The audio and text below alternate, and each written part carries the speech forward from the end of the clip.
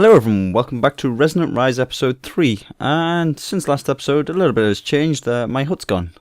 Oh yeah, and I kind of made a house. Anyway, so this is my new house. There's no sort of real planning gone to it. I just kind of threw everything down as like whatever I could. I moved my light nexus around the corner, so it's over here now. If you do move your nexus, by the way, if you break this, you're going to have to make a new chalk, so yeah, I had to do that. And then I've got my mono battery on the side of the wall, and then finally my calefactor, it's actually just implanted into the floor here, so yeah. It turns out hoppers are great going in, coming out, completely useless, they don't work. So what I've actually got under here, if I can just dig this up, is I've got just a wooden pipe, and there's a redstone engine over there. So that's just pumping all the stuff out. It comes around, obviously, as you saw, it comes into this chest. So you can semi-automate this, but it is an amazing device. I sort of doubted it, but everything. I mean, I'm not even sure if it's just a bit too overpowered, actually. If I did have any food, which I don't think I do. I don't want to cook this up. But if I was to have something like some beef, and I was to place that in there, that would actually double that as well. So, like, there we go, a piece of stone. I think I might have shown you this actually, but it will double the stone. It's going to get pulled out reasonably quick, but there you go, 2 pieces of stone. So it doubles virtually everything, which is it's a bit odd. So what I want to do this episode is I want to basically get rid of all these stupid chests, because they're obviously lining this random wall here, and I want to start a very basic sorting system, and I'm talking very basic, nothing special. It's not going to send things into be smelted down, pulled out or whatever. It's just going to sort them into barrels and chests, and that's it.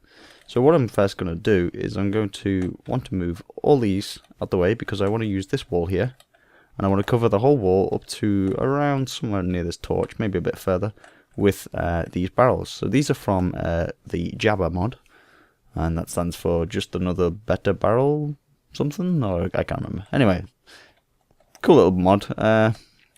Adds these quite nice barrels, and I actually prefer the look of these over the factorization barrels. That's why I picked them.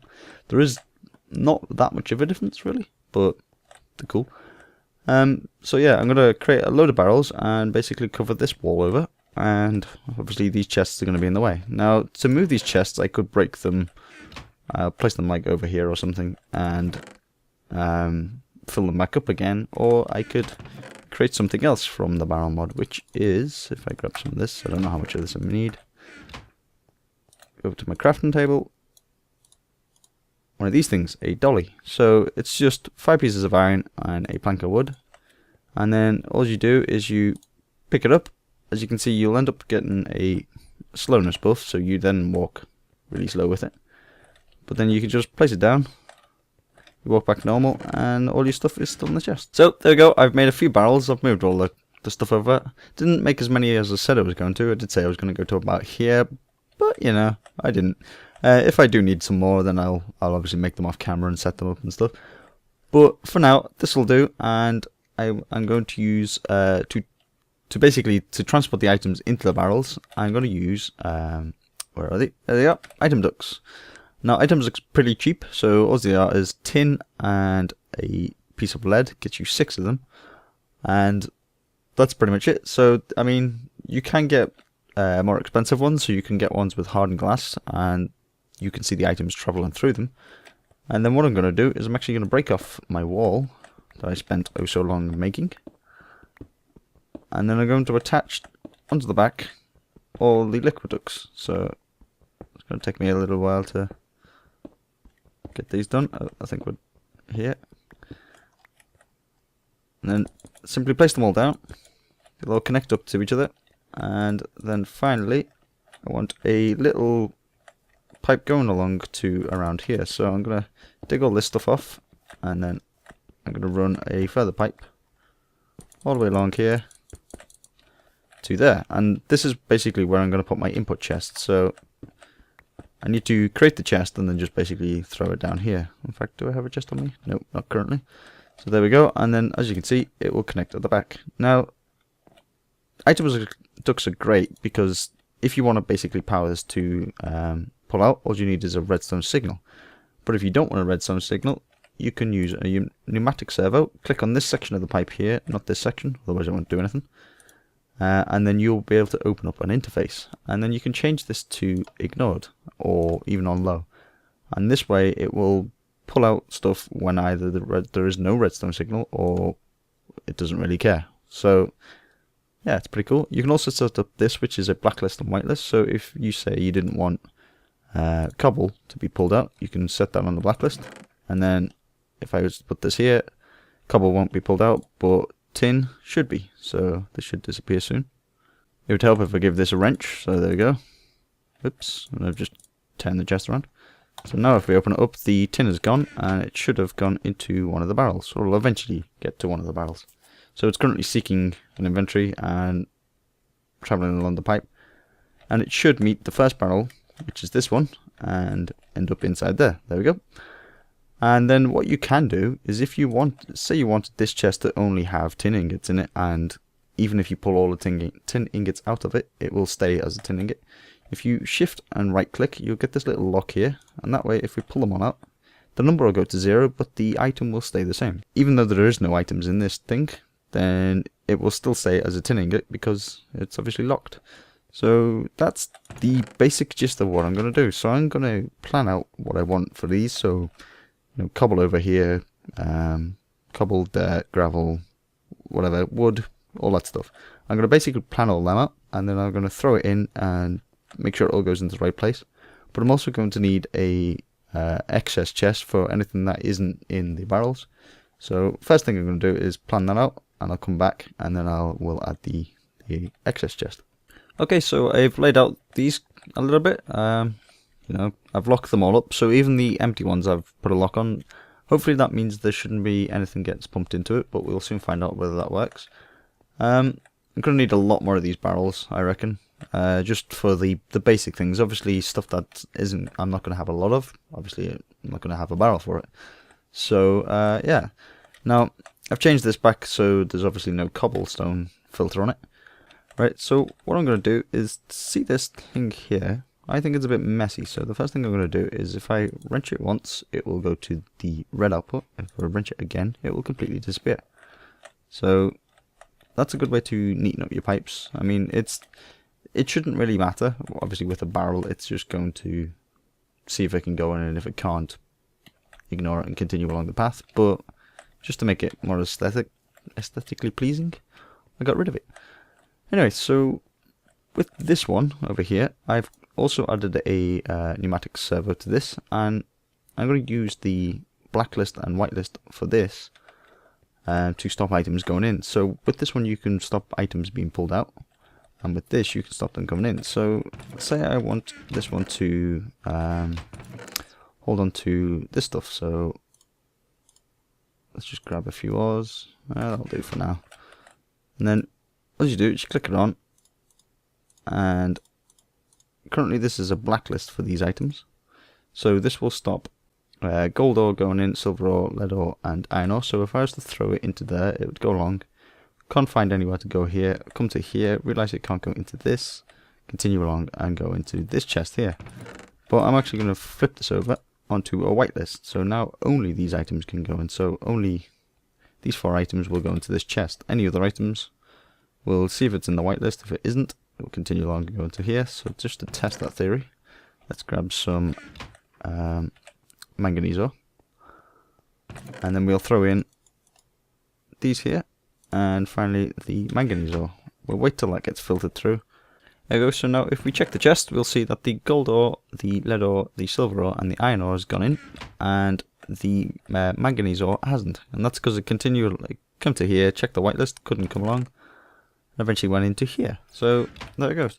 It's a very simple system. Now what I'm going to do is I'm going to use mostly iron chests, because these chests are not only are they ugly, they don't act nicely with these things. So I'm just going to use it as a use a load of iron chests, because the match the floor at least.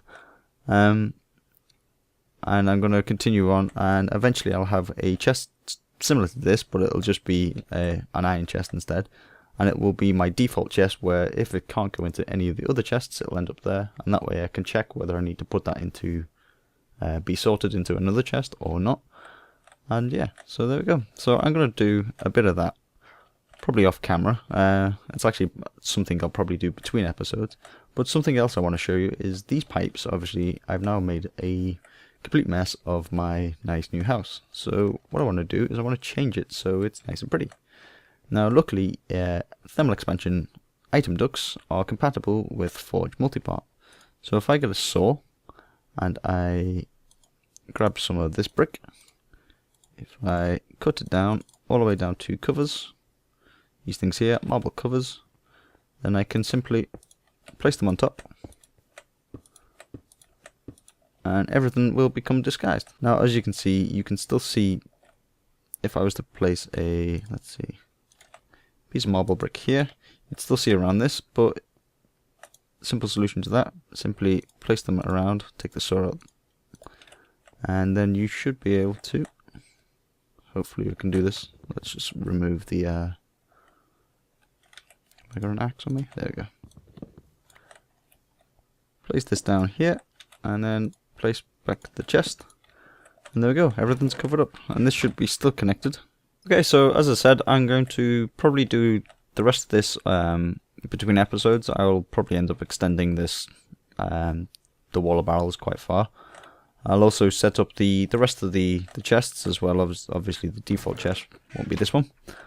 But that's actually managed to get rid of quite a few of the items that I had stored up. So now my chests are a little bit emptier. I can go and explore and stuff. So what the next thing I wanted to do is I want to actually start on Thaumcraft. So to start on Thaumcraft, you need one of these things, which is a thermometer. So if I look at the recipe, it's all this is one of each of the available shards that you can mine. So earth, entropy, order, fire, and water. So if I look in this chest here, I've got one of them each.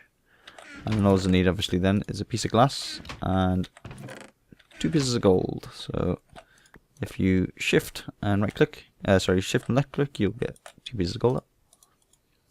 In fact, let's do it the easy way. There we go. And you've got this thing.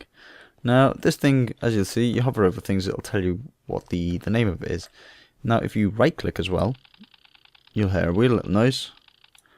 And then down in the bottom right corner, you'll see 2 words that says nothing can be learned. Now, I don't know how visible that will be, but that's what it says basically. So there we go, you do not have all the knowledge required to understand this. So what you basically need to go and do is randomly go and scan things, including the likes of water. And then when you do discover something, you'll hear that noise. And as you'll see at the bottom, it says gained 6 research points in aqua.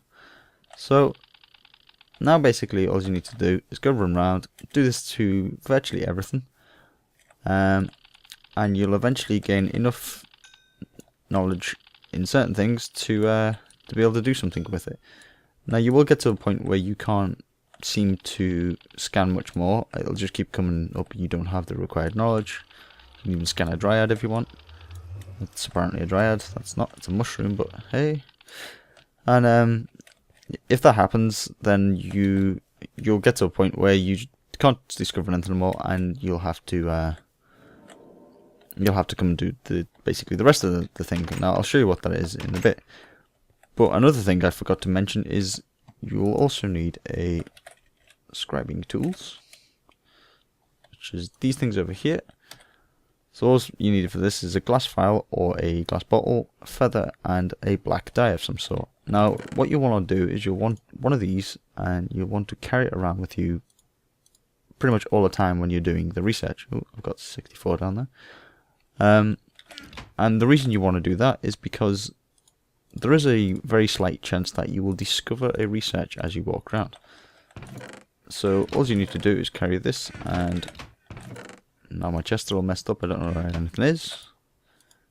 Some paper. So there you go, just grab some paper and your scribing tools, keep them in your inventory anywhere.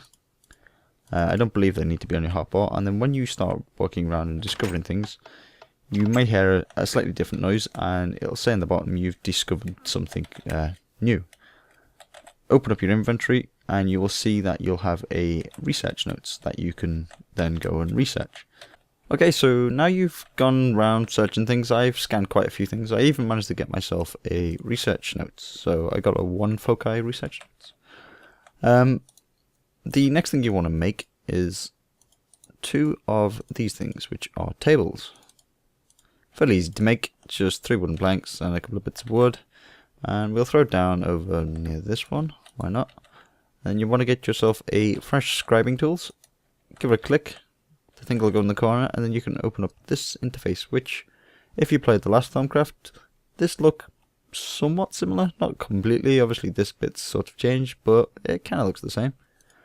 Anyway, you can throw paper in over here if you want to, or you can do something else.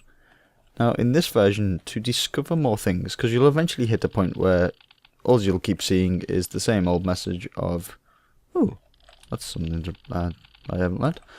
You keep getting the same old message of you can't really discover anything from this, so you do not have the required knowledge to understand this, which is fair enough, because sometimes you don't. Now, you could eventually find the item you can scan, because I believe you can go and find every single element in the world, but another way of doing it is to combine these. Now, this is going to be a bit spoilerish, because there might be something I discover that you didn't want to find out, so proceed with this next bit with a bit of caution if you don't like spoilers.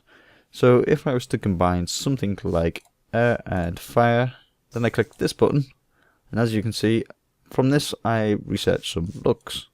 Now, fortunately I'd already researched looks, but that means obviously I didn't gain anything. So say maybe potentia and fire, nothing there, and this is basically it. Well, that's about it for Thaumcraft, at least, for this episode. A good way to find primal aspects is if you find aura nodes, you can scan them. They've usually got quite a lot of primal aspects in them. Otherwise, just keep randomly scanning whatever, and good luck, I suppose.